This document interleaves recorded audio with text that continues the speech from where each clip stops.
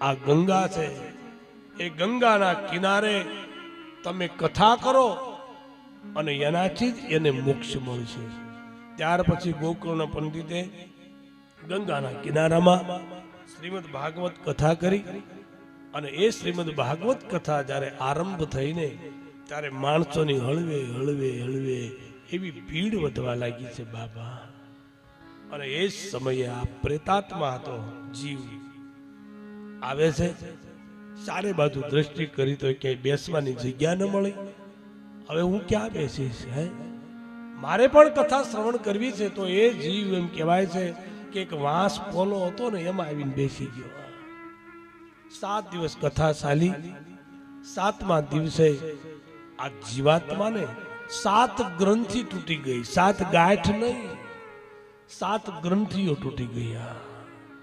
બાપ કથા મર્યા પછી મોક્ષ આપે નહીં, જીવતા મોક્ષ આપે એ કથા છે બાબા. 7 પ્રકારની ગાંઠમાંથી ગાંઠો ખુલી જાય મારીને તમારી કથા સાંભળતા પછી મોક્ષ જ હોય, એમાં કોઈ સંદેહ ન હોય બાપ. એવી 7 પ્રકારની ગ્રંથિ ખુલી ગઈ અને જીવાત્માને મોક્ષ મળી ગયો બાપ. આવી આ કથા છે બાપ. ભગવાનની કથા અનંત ઘણું સુખ આપનારી છે. ગોકર્ણજીએ પોતાના પિતૃની પાછળ, પોતાના ભાઈ પાછળ આ પરમ કાર્ય કર્યું જેનાથી ને મોક્ષ મળ્યો બાપ. અને ગોકર્ણ સભા મંડપમાં પરમાત્મા પ્રગટ થાય તેઓ કહે છે, હું તમારા કથા કીર્તનથી પ્રસન્ન થયો, તમે વરદાન માર્ગો. ત્યારે ગોકર્ણ કહે છે, જે કૃષ્ણ કથા કરે, જે લોકો પોતાના આંગણામાં આવી કથાઓ કરે, દાન કરે, પૂર્ણ કરે, એવા વૈષ્ણવોના હૃદયમાં એ દ્વારકા વાળા તમે એના હૃદયમાં બિરાજજો બાપ. આવા આશીર્વાદ દ્વારકાધીશે આપ્યા છે.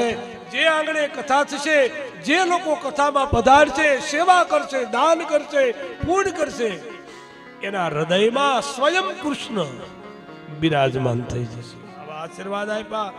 ભાગવત એવો ગ્રંથ છે, મર્યા પછી નહીં, જીવતાને મોક્ષ આપે.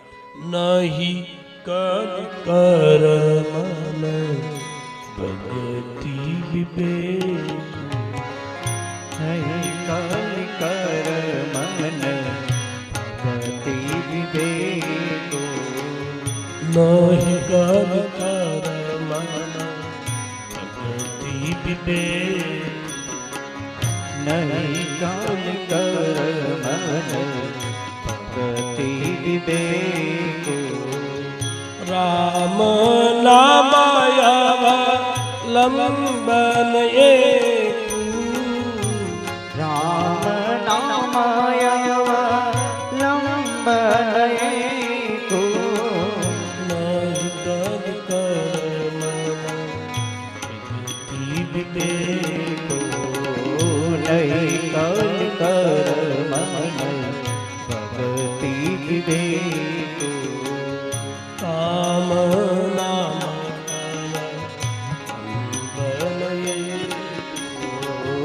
રામ નામય લંબનયે. સ્વયં દ્વારિકાધીશ બધાના હૃદયમાં બિરાજમાન થયા. ભાગવતનું પ્રથમ મહાત્મને અહીંયા પૂર્ણ કર્યું અને પ્રથમ હવે સ્કંધમાં આવે છે બાપ કથા. પેલા મહાત્મા કેવું છે? શું કામ? જેના મહાત્માની મને તમને ખબર ન હોય અને ગમે એટલી એકાદશી કરીએ તો એનું કોઈ ફળ મળતું નથી વાલા. પેલા તો માધ્યમ જાણી લેવાય કે આ શું માધ્યમ છે. આ કથા કરી એવડી મોટી આયોજન થયું છે, શું આનું માધ્યમ શું છે?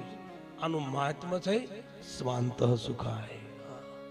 બધાને શાંતિ મળે બાપ, બધાને સુખ મળે. સંપત્તિથી સુખ મળતા હોત ને તો બધાય સંપત્તિ વાળા લઈ આવત બધું. હે, હારા બંગલા ઈ બનાવી શકે, હારું એસી ઈ મુકાવી શકે, આખો બંગલો એસી બનાવી શકે, પણ સુખ ખરીદી શકાતું નથી બાબા. સુખ માટે તો સ્વયં દ્વારકા વાળાને ભજવો પડે બાબા. એને ભેજા વગર એના મંડપમાં સેવા કરવી પડે બાપ. એટલે તો કરોડોપતિ હાથમાં હાવણા લઈ આશ્રમો વાળતા હોય, સેવા કરવા દોડતા હોય. શું કામ? કારણ કે બાપ, સેવા વગર, સત્સંગ વગર સુખ નહીં મળે. પૈસો મળે, સંપત્તિ મળે, સુખ નહીં. સુખની વ્યાખ્યા આપણે છે ને કરીએ, બહુ બંગલા ઝાઝા હોય, ગાડીઓ ઝાઝી હોય, પૈસો બહુ હોય, બહુ મોટા વૈભવ જોઈને તો કે આ બહુ સુખી માણસો છે. નહીં બાપ, સુખી કોણ છે?